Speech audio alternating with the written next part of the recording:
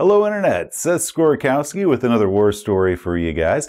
This one's a little bit different than my normal war stories, but I think I say that on every single war story, so I guess that makes this one pretty normal.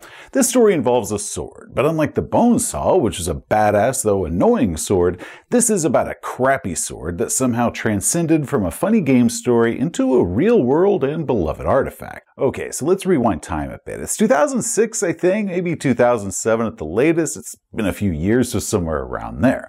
D&D was our primary game at the time, but once a year we'd had a Zombie Apocalypse one-shot game. It was kind of in the vein of the George Romero Living Dead series, and for those games we used Cyberpunk 2020 rules, just removing any cyber or sci-fi elements, just normal people in the present day. And Cyberpunk was a great system for that. It's very lethal and features hit locations, which is a must-have for a zombie game where headshots are important. These games were a total blast, high body count and a ton of laughs. Now, how I would set them up is I'd always make characters for the players, but I would offer more characters than we had players. So if we had 5 players, I'd offer them 8 to 10 characters to choose from. However, I'd only describe the character's archetype, maybe a detail or two about them, and just let the players choose based off of that description.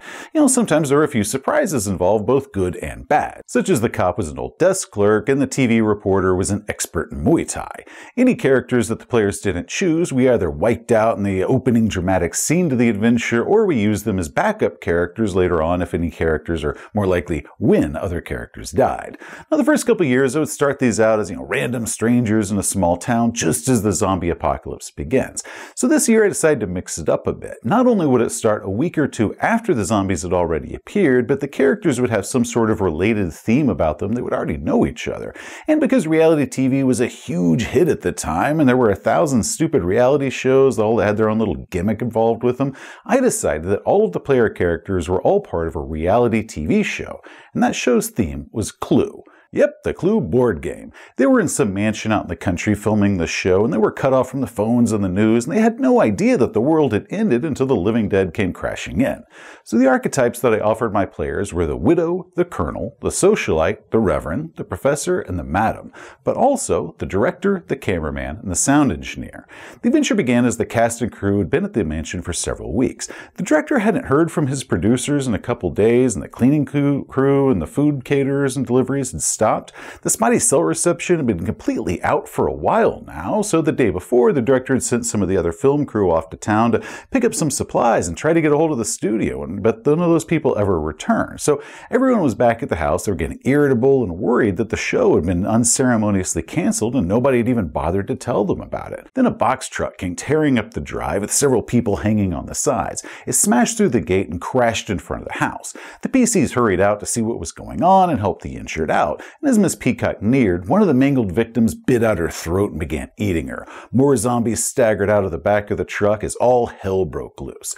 Now, the backstory that I'd made for the cameraman is that he was a huge fantasy gamer. He LARPed with Amtgard, fighting with foam swords in the park, and he was currently really into World of Warcraft, playing a warrior named Twinkleberry. So his player asked, "Is there a sword in this mansion?" "Yeah, there's a katana that's mounted on the dining room wall." So the character ran inside and grabbed this katana. "The sword of my ancestors, passed down through the generations, is now mine." This thing is just a decorative wall hanger. It's a really cheap-ass sword. The Home Shopping Network bad? Exactly. To you, maybe. But to him, this is his destiny. My time has come. So armed with this crappy katana, the PC ran back out to where the zombies were, killing the rest of the unclaimed pre-gens. Lifting my sword high, Twinkleberry! And I attack. Now, the character was barely skilled in sword use, and he really wasn't in the best physical shape, but his dice were on fire that day, and the character slashed away, just chopping through zombies, lopping off limbs and heads with brutal efficiency. Now, once the first wave of zombies were gone, and the PCs learned from the truck's radio that there was an evacuation scheduled in a few hours, but several miles away from them, so if they wanted to get to rescue, they'd have to cross 15 miles of zombie-infested territory. "Yeah, we can't stay here, guy. There's no food and all the big windows. We need to get to the evac." "I agree. This place is a death trap." "Then Twinkleberry and I shall lead you all through this unholy land to salvation." So the PCs headed out, battling and sneaking past hordes of the undead, and our katana-wielding cameraman was absolutely kicking ass along the way. But as with any great run of dice rolls, his luck was about to run out. They were just outside a country general store, hoping to scavenge some supplies from inside. There's only a few zombies in the parking lot between you and the door. I charge forward and cleave it with Twinkleberry. Now, for those unfamiliar with the old edition of Cyberpunk, rolling a 1 requires making a second roll on the fumble table. 1 through 4, no fumble, you just screw up, but others can be pretty severe. I managed to wound a member of my own party, but the closest to me is Professor Plum, and he's too far away for me to hit with a sword, so should I re-roll it? Nah, you still hit him. Remember, this is a Home Shopping Network sword. So for those of you who don't know what that means, many years ago in the dark ages of the internet, one of the very first popular internet videos to hit the scene was a sword fail at the Shop at Home network. And the nice thing about these practice katanas... Oh! Oh, that hurt. Oh, that hurt big time. A piece of that the tip just got me, Odell. Oh, that got me good. So you hit the zombie with your sword and the blade snaps and goes spinning across the parking lot and right into Professor Plum. Roll damage. Yep, killed him. Now, this was no real big deal. The player quickly made a new Survivor PC that they encountered inside the general store, and we got to just move on with the adventure from there. And this was the first year that we employed my buddy Jesse's post-apocalyptic character generator that he had made. Now, this one here is the 3.0 version, not the raw 1.0 that we had then, which ended up giving us a drug dealer that was looting the pharmacy that ended up joining with the band of survivors. But if you ever are wondering, Professor Plum was killed in the parking lot by the cheap-ass katana. Anyway, that was a great game, and we had a ton of laughs, and it was pretty memorable. But fast forward a year or so December 2007, I do remember that day. Our big group who does Ren Fairs together holds this big holiday party, and the big highlight of the whole party is a white elephant gift exchange. And while some terrible gifts might return year after year, like the VIP Collector's Edition of Showgirls that included some pasties, that gift kept returning year after year for like a full decade before it finally vanished, a cherished few gifts are what we like to call items of power, like Gary's 75, a really lame mug that people will fight over. Items of power are required to return year after year, and only official crew members can get them. But that year, a new item of power appeared. Twinkleberry, a hideous and extremely cheap katana.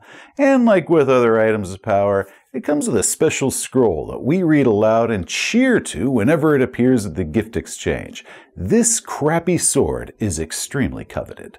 One year it came back with its name being emblazoned across the scabbard in cheap plastic rhinestones, and has since picked up a few other random bits of flair. And then with COVID, we had to forego our annual Christmas party for a couple years, but in 2023, I managed to get this sword. And that's why I had to do the war story video this year, because I have to bring this back to the gift exchange come this December, and I might not get the chance to do it for a while. In fact, Twinkleberry has spent the last few months in a place of honor above my game room door. Yeah, man, that dangerous thing has been hanging above my head for months, just waiting to strike. And also, the player who initially brought Twinkleberry to that party and into our group passed away earlier this year, and this crappy and probably dangerously unsafe sword always makes me think of him. So now this sword and the one-shot zombie game that it came from are even more special to me now. As gamers, we like to collect war stories, some good, others bad, and sometimes those great memories that we laugh about even decades later end up becoming stories about those people who are no longer with us. Hey, thanks for watching. If you enjoyed the video, please give it a thumbs up. If you want to see some more of our stuff, such as game reviews or more RPG war stories, just hit that subscribe button. Until next time, amigos, stay awesome. You know, you've only got a couple months left before you've got to put Twinkleberry back in the gift exchange, so you figure out what sort of flair you want to add to it? I'm sure I'll think of something.